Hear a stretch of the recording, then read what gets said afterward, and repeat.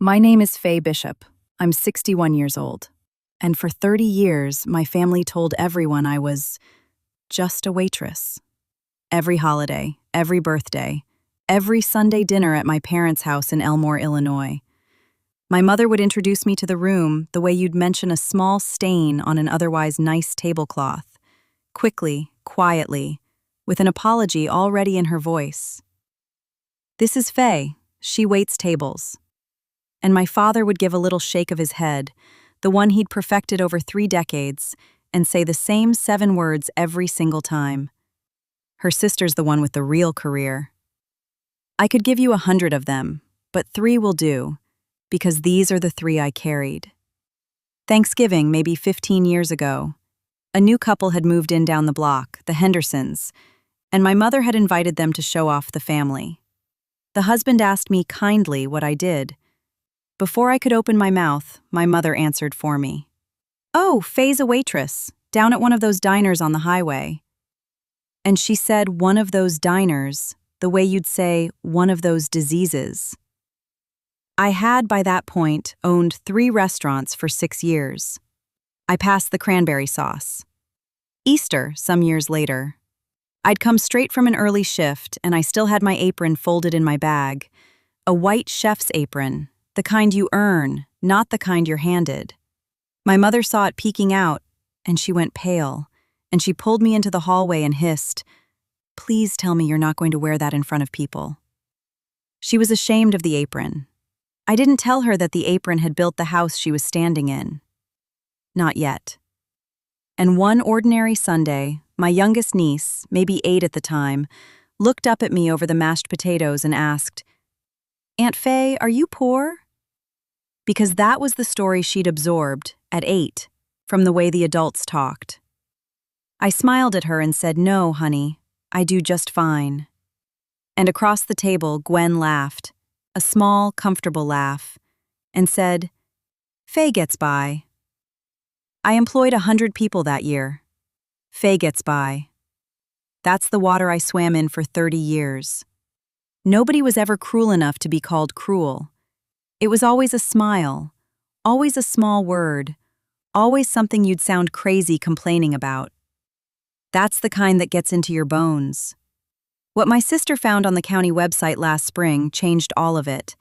And the one sentence I finally said back to her, my mother still hasn't recovered from it. Now let me take you back 30 years, to the night I told my mother I wasn't going to finish the accounting program. I was 31.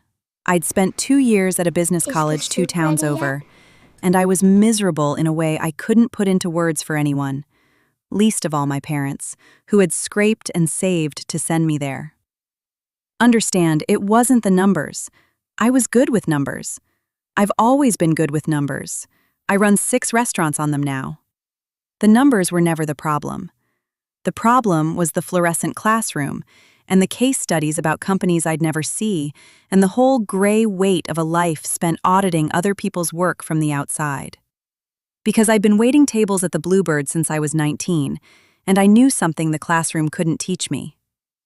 I knew how it felt to run a floor on a Saturday when every table turned twice, and the kitchen was slammed, and you kept the whole thing moving on nothing but attention and nerve.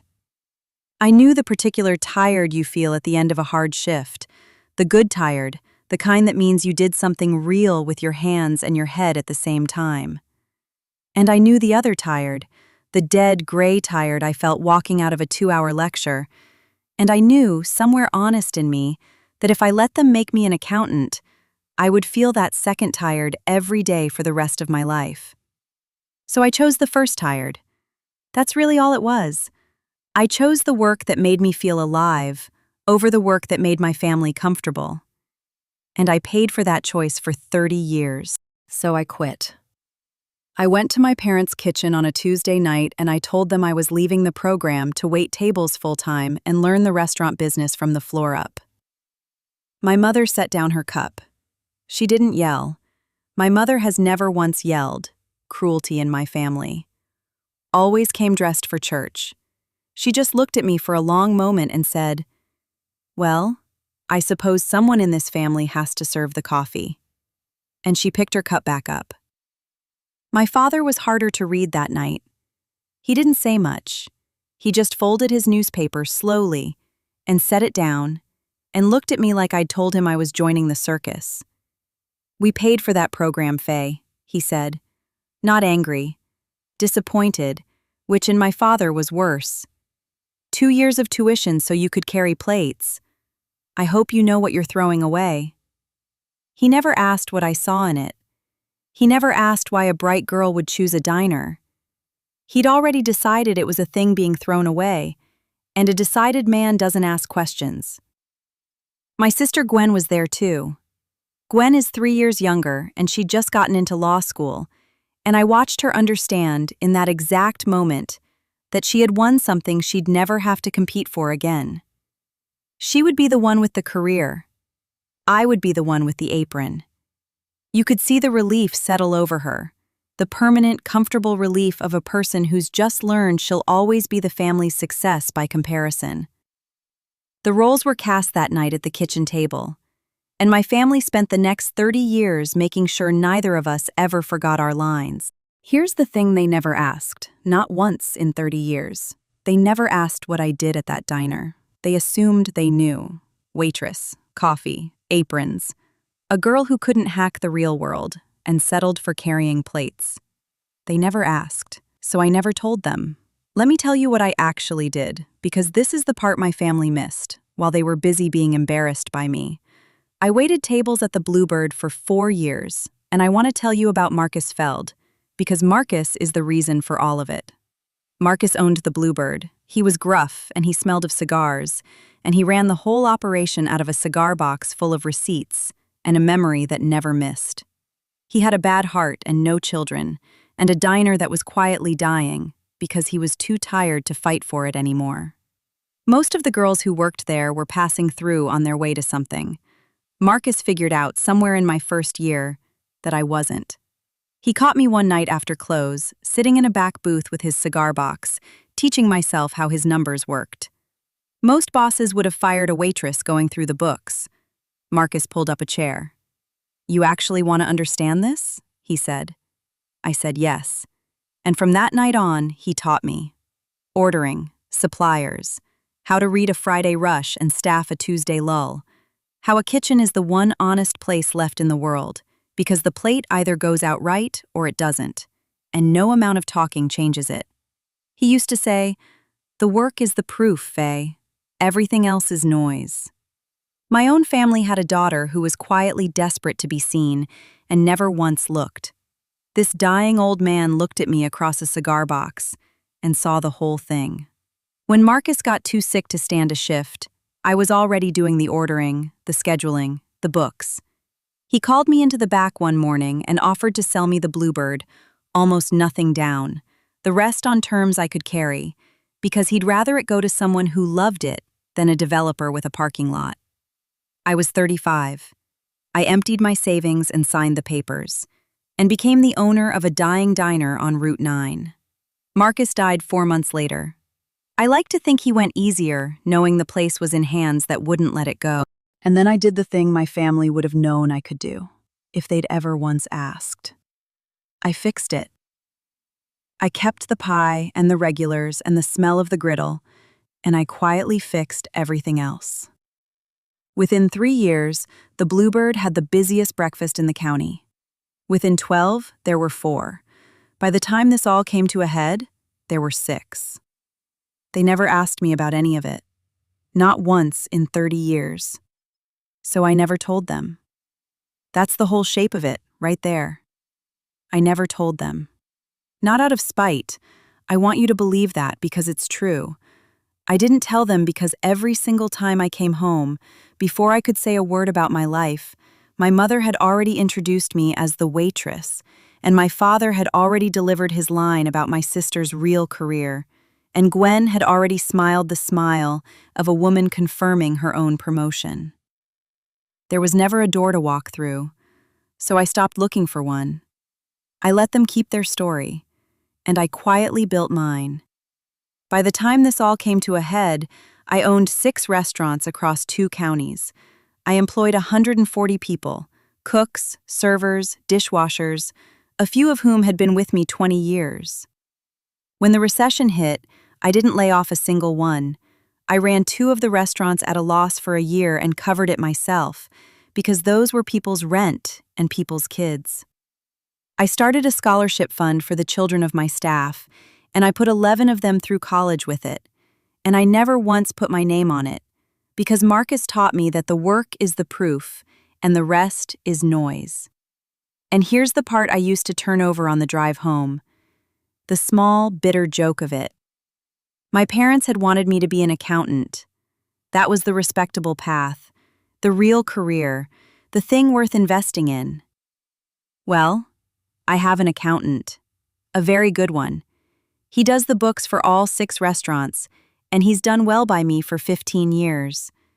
And every 2 weeks, I sign his paycheck. That's who I was. And every Sunday, I drove to Elmore and let my mother introduce me to the neighbors as the girl who serves the coffee. I let my father say his line about my sister's real career. And I said nothing, and I passed the potatoes, and I drove home to the life they never once asked me a single question about. If you've ever let people believe something small about you because correcting them cost more than it was worth, type the word apron in the comments. I know a lot of you have carried something like this. Stay with me, because it doesn't stay buried. I want to tell you about the name tag, because it matters later. When I started at the Bluebird at 19, Marcus handed me a little enamel name tag, white with Faye stamped in blue. I wore it every shift for years. By the time I owned the place, the paint on the F had worn down to the brass underneath, and the pin on the back had bent, so it always sat a little crooked on my collar. Rosa, my first hire and my closest friend for 25 years, once offered to have a new one made. I said no. I kept the old one in the top drawer of my office desk, crooked and half-worn, because it was the first thing anyone ever gave me that said I belonged somewhere. I'll come back to it. Now let me tell you about my sister Gwen and the search bar. Gwen did become a lawyer. I'll give her that. She wasn't a fraud. She made partner at a mid-sized firm in the city, and for 20 years, she was exactly what my parents ordered. The daughter with the real career, the one you could say a sentence about at church. But somewhere in those 30 years, the story stopped being about my failure and became the load-bearing wall of Gwen's whole sense of herself. As long as I was the waitress, she was the success. It wasn't enough for her to have done well. She needed me to have done badly. And in the last few years, she'd started needing it more, not less, because Gwen's own life had begun to come apart in ways the family had a talent for not discussing. Her firm let her go. Restructuring, she called it, which is the word people use when they don't want to say fired. Then her husband moved into the guest room, and everyone at Sunday dinner developed a sudden interest in the potatoes whenever his name came up. And quietly, over about 2 years, Gwen started borrowing money from our parents. Not once, several times. To keep up the house, the car, the country club, the story. My parents gave it every time, without hesitation, because Gwen had the real career, and you protect your investment. Here's what none of them knew, what I only pieced together afterward. The money my parents were handing Gwen wasn't money they had. They'd gone to the bank and remortgaged the Elmore house, the house I grew up in, the house with my old bedroom in it, to keep the checks flowing to the daughter with the real career. They were 3 payments from default. 3 payments from losing the house to prop up the story that I was the family's disappointment. Every Sunday, while all of that quietly rotted underneath the dinner table, my mother introduced me as the waitress, and I drove home to a life I'd built with my own hands, in a car I owned free and clear. Gwen found out something before I did, though. Not the mortgage. Me. It was last spring.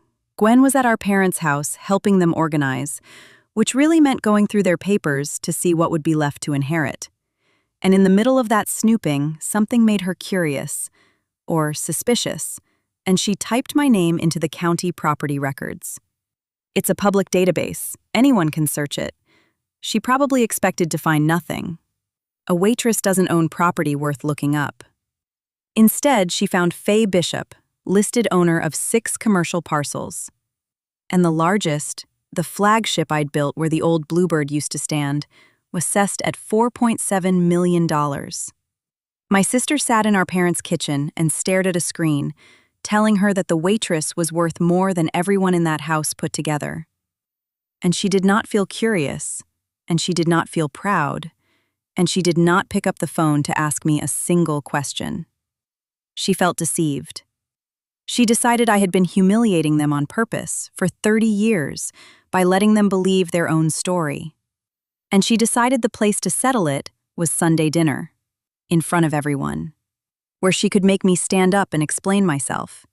She had no idea she was about to hand me the one thing I'd wanted for 30 years and never had. A door. The Sunday it happened was an ordinary Sunday until it wasn't. The whole family was there. My parents, Gwen and her husband, who was back from the guest room for the day, performing marriage for the neighbors. My 2 nieces, my aunt and uncle, and the Hendersons from down the block, whom my mother still liked to perform for after all these years. Maybe 15 people around the long table in the dining room where I'd been introduced as the waitress for 3 decades. For the first hour, it was just Sunday. My mother's pot roast, which is genuinely good, I'll give her that too. My father carving, which he does with more tenderness than he ever showed a living person. Talk about the weather, the church roof, my niece's college applications. I sat where I always sat, near the end, and I helped clear plates because that's who I am. I've been clearing plates my whole life, and I don't mind it. It's honest work, whatever my family thought of it. My mother did her usual introduction for the Hendersons, who'd somehow never gotten the full picture. You all know Faye. She's still down at the restaurant. A little laugh. We keep hoping she'll get tired of her feet hurting and come do something easier. And I did what I always did. I smiled, and I passed the potatoes, and I let it go. 30 years of practice. I could let it go in my sleep, but Gwen didn't let it go. Gwen had been sitting on what she'd found for a week, and a week is a long time to hold a secret you believe is a weapon. I found out later how the week had gone. My niece told me, months after, because she'd watched it, and it had frightened her. Gwen had shown the property records to our parents privately, first. She'd expected outrage.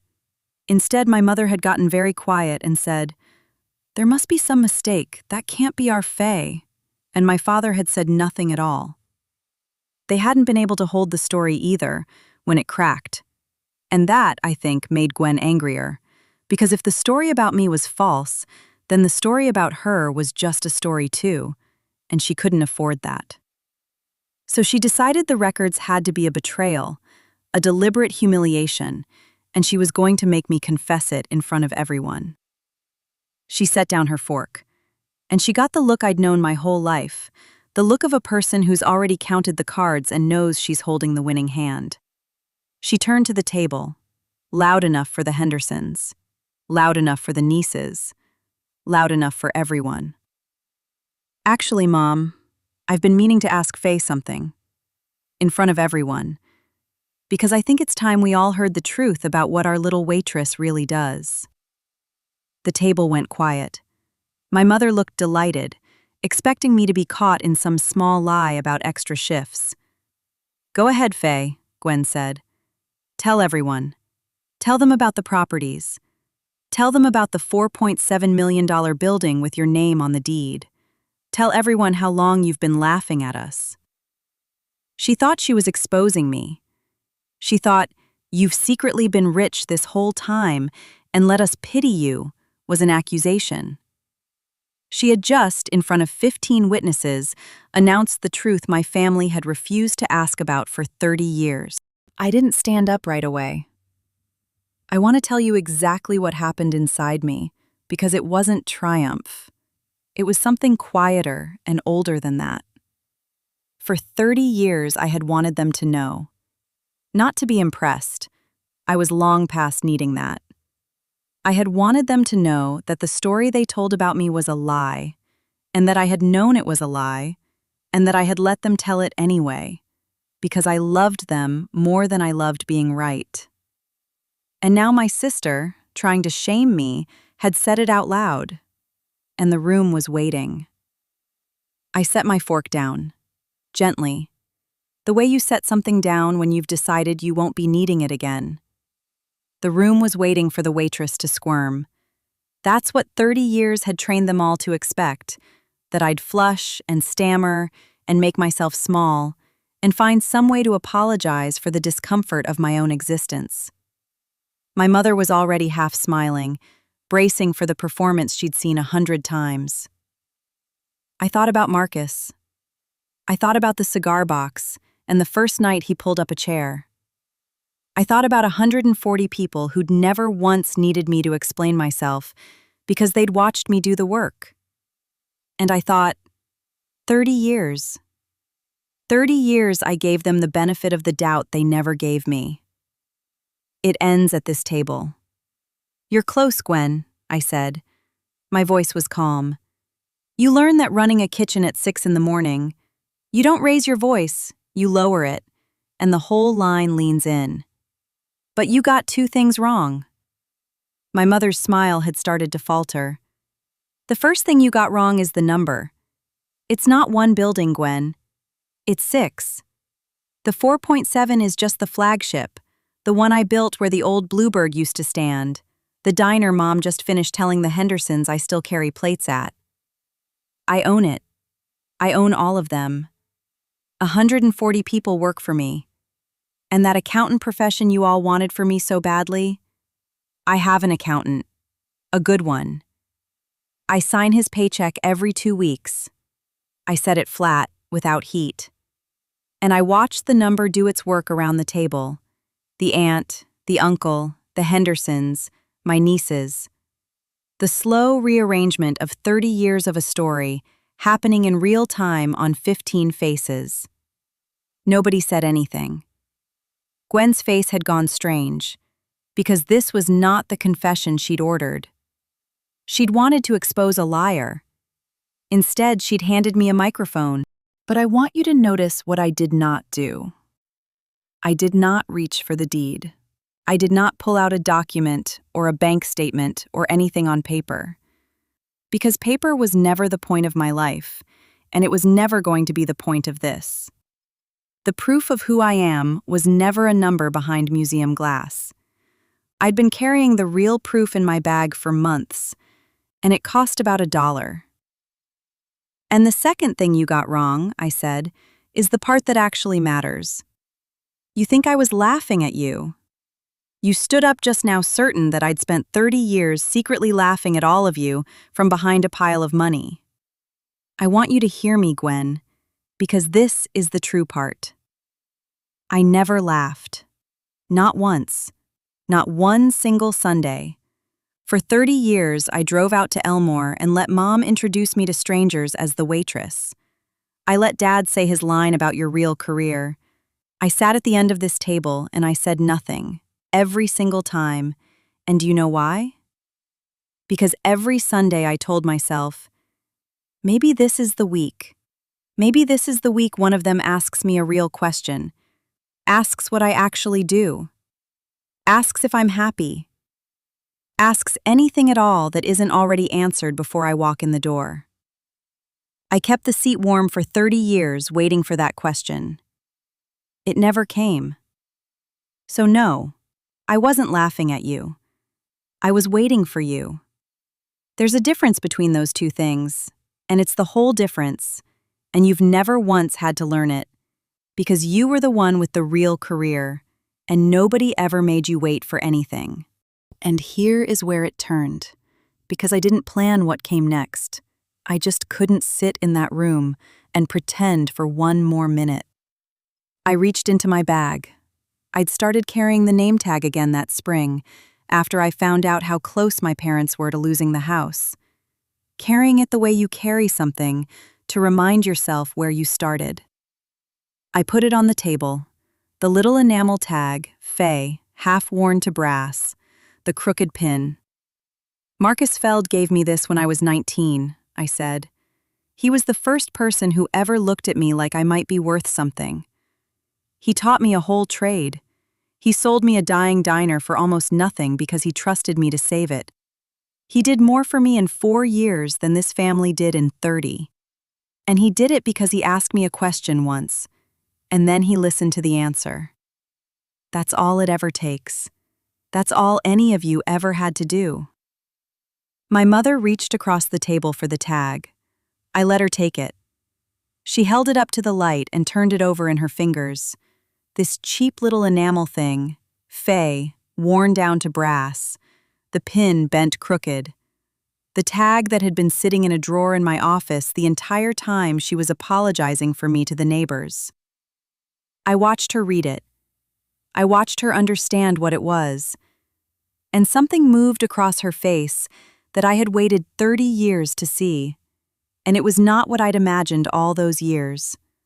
I'd imagined pride. I'd imagined her finally being proud.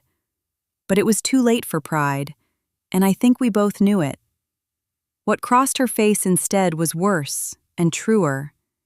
It was the look of a woman realizing that the story she'd told the whole town for 30 years, the story she'd built her introductions around, the story she'd used to make my sister feel like a success, was the one thing in that entire room that had never once been true. She'd apologized for me to the Hendersons. She'd been ashamed of my apron in the hallway. She'd told an 8-year-old that Aunt Faye gets by. And the whole time, the girl she was ashamed of had been quietly building something most people only dream about, and paying, without a word, for the roof over her parents' heads. "Faye," she said. Her voice had gone small. How long?" 30 years, Mom," I said. "The whole time. You just never asked." And then my father did the thing that told me how the whole house had really worked. He didn't apologize. He wasn't looking at me at all. He was looking at Gwen, and his voice came out tired and quiet. "Is that why you were in my desk last month? Going through the property records? You went looking for what Faye had, and you never once looked at what we owed." The table went very still in a different way now, and it came out all at once in the worst possible way. The thing the family had spent 2 years not discussing. That my parents had remortgaged the house, that they'd done it to keep writing checks to Gwen, the daughter with the real career, after her firm let her go. That Gwen had been quietly borrowing against a house that was already borrowed to the rafters to keep up a life that had ended 18 months ago, and a marriage that was living in a guest room. That the real career everyone had measured me against for 30 years had been gone for a year and a half, and the whole family had agreed, without a word, to keep pretending. And I looked at Gwen then, and I understood something I hadn't before. The story my family told about me had never really been about me at all. It had been the last thing holding my sister up. As long as I was the failure, she was the success. And with her firm gone and her marriage in the guest room, that comparison was the only floor she had left to stand on. I understood it. I even felt for it, a little. But understanding isn't the same as excusing, and I want to be clear about the difference, because it matters. Gwen didn't stumble into this. She found the records weeks ago. She sat on them. She waited for a Sunday with the neighbors at the table, chose her moment, and stood up on purpose to humiliate me in front of everyone I'd known my whole life. A drowning person grabs whatever's nearest. I know that. But she reached past a phone she could have used to call me, and past a private conversation she could have had, and chose the version with an audience. That was a choice. I could feel for the fear and still hold her to the choice. So I did. Gwen started to talk fast then. It was fascinating to watch, honestly, the way she reached in real time for the one weapon that had always worked on me. "You should have told us," she said. "This isn't fair. You let us believe. You made us look like fools, Faye. Do you know how this makes us look?" There it was. The old machine still running. I had embarrassed the family. That was always the charge, and I had always pleaded guilty to it, because the alternative was to make a scene, and good girls don't make scenes. But something was different this time, and it took me a second to name it. For 30 years, "You're embarrassing us" had worked, because I believed I owed them a version of myself that was easier to explain. Sitting there, with the name tag on the table, and my mother's face finally telling the truth, I understood that I didn't owe them that. I never had. "Gwen," I said. I didn't raise my voice. 2 minutes ago, you stood up in front of the Hendersons and our nieces to embarrass me on purpose. You planned it. You waited a week for the audience. So you don't get to be the one who's embarrassed now. I'm sorry. That seat's taken." She opened her mouth and closed it. There was nowhere to go. And the worst part, I could see it land, was that no one at that table was looking at me like I was the disappointment anymore. They were looking at her.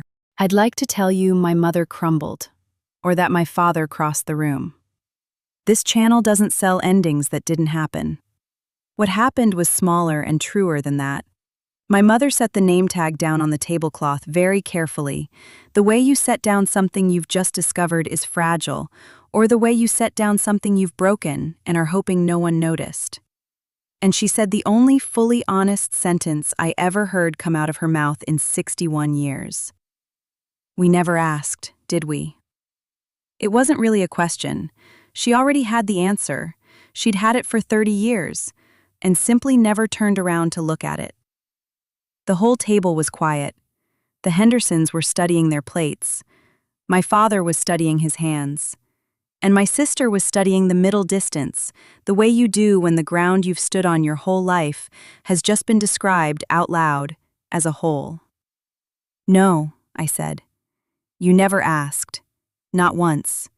In 30 years, not one of you ever asked me a single real question about my own life. You decided who I was at that kitchen table when I was 31, and you never checked your work." And then I picked up my little brass name tag, and I put it back in my bag, and I did not scream, and I did not gloat, and I got my coat. Because the win wasn't going to happen in that room. It had happened 30 years ago, on Route 9, in a dying diner, with a gruff old man and a girl in a crooked name tag. This room was just the place my family finally found out. The aftermath. 3 things: the practical, the painful, and the one that healed. The practical. I did not let my parents lose the house. I want to be honest about that because some of you will think I shouldn't have. After everything, 30 years of the waitress, the apron in the hallway, Faye gets by, some of you will think I should have let the mortgage run its course and watched the story collapse on the people who wrote it. I understand the feeling. I sat with it for about a day, then I paid the house off. The whole remaining balance, the week after that dinner, quietly, through my attorney, the way I do everything. I need to be clear about why, because it matters. I did not do it for my parents. Let me say that again, because some of you are worried I let them off the hook. I did not do it for them. I did it for the 19-year-old who grew up in that house, before it learned to be ashamed of her. The girl who loved that place before it decided she was a disappointment. I paid it off for her. She deserved to know the house was safe. And then I did the other half of the thing, the half nobody talks about when they tell you to set boundaries. I closed the door. I paid off the house, and I stopped coming to Sunday dinner, and I did not offer to help with anything ever again. Saving the house was for the girl I used to be. The silence afterward was for the woman I'd become. You can do both. You can make sure someone doesn't drown and still decide you're done swimming out to them. That's not coldness. That's the last thing I had to learn, and it took me 61 years. I didn't tell them. Of course I didn't. Telling them was never how this family worked. They found out the way they found out everything about me. Later. From someone else. My mother called the bank about a notice she didn't understand, and the bank told her the mortgage was paid in full, and she worked out who'd done it. She called me. "Why would you do that?" she said. "Not thank you. Why?" And I said the truest thing I've ever said to my mother. Because somebody in this family had to serve the coffee. And it turns out, coffee pays better than anyone bothered to ask. Then I said goodbye, and I hung up. And I sat in my office above my own dining room, and I felt something I'd waited 30 years to feel. Not revenge, just quiet. The particular quiet of a thing finally set down. The painful thing. Gwen and I don't speak now. I'd like to tell you the truth set her free. It didn't. It's a hard thing to forgive the person who turned out to be the proof that your whole life was the wrong bet. And I was that person the second the deed came up on that screen. Gwen didn't need a sister. She needed a waitress. She needed me to be the floor she stood on. And when the floor turned out to be higher than her ceiling, there was nothing left between us at all. Some Sundays it sits heavy on me. I've stopped waiting for that to go away. And the thing that healed, the people who knew me all along. Rosa, who's stood beside me for 25 years, since the second week I owned the Bluebird. The cooks and the servers and the dishwashers who built those 6 restaurants with me, shift by shift. The regulars, some of them have eaten at my counter for 30 years. I know their orders. I know their kids' names. I know which ones come in alone now. Last fall, for my 61st birthday, they threw me a party. 140 people in the flagship dining room, the one I built where the Bluebird used to stand. On the wall, finally, I'd hung the deed, $4.7 million in black ink behind glass. And next to it, a small shadow box. Behind its glass is a cheap enamel name tag that says, Faye. The F worn down to brass, the pin bent crooked. The 2 halves of who I am, one in paper, one in metal. Rosa gave the toast. She lifted her glass and said, "To the best waitress this county ever had." And the whole room laughed. Because they knew. They'd always known. And then the whole room stood up. Not one table, every table. Every single person in that room, on their feet, for the waitress. So that's the story. 30 years of a name tag in a desk drawer. A sister who typed my name into a search bar to shame me and handed me the truth instead. And a room full of people who stood up for the woman my own family spent 3 decades apologizing for. If you've ever been the one they decided was less, the one they explained instead of asked, the one they apologized for instead of listening to, the one who let them keep their small, comfortable story because correcting it cost more than it was worth. I want you to hear this from a woman who lived it for 30 years and only put it down at 61. You do not owe anyone the smallness they assigned you. You were not put on this earth to be the floor someone else stands on so they can feel tall. You don't have to announce your worth at the dinner table, and you don't have to prove it, and you don't have to wait, the way I waited, for the people who decided who you were to finally turn around and ask. Some of them never will. Mine didn't, not really, not until a document forced their hand. So stop waiting for the question. Build the real thing quietly with the people who ask you who you are, and then actually listen to the answer. Those are your people. They might not share your blood. Mine didn't. And if the family that raised you would rather apologize for you than know you, hear this clearly. That is a failure of their curiosity. It was never a failure of your life. Wear the crooked name tag, hang the deed, and when the room that really knows you stands up, every table of it, let them. Take care of your own house. Take care of yourself. There's a new confession here every day, and I'll see you in the next one.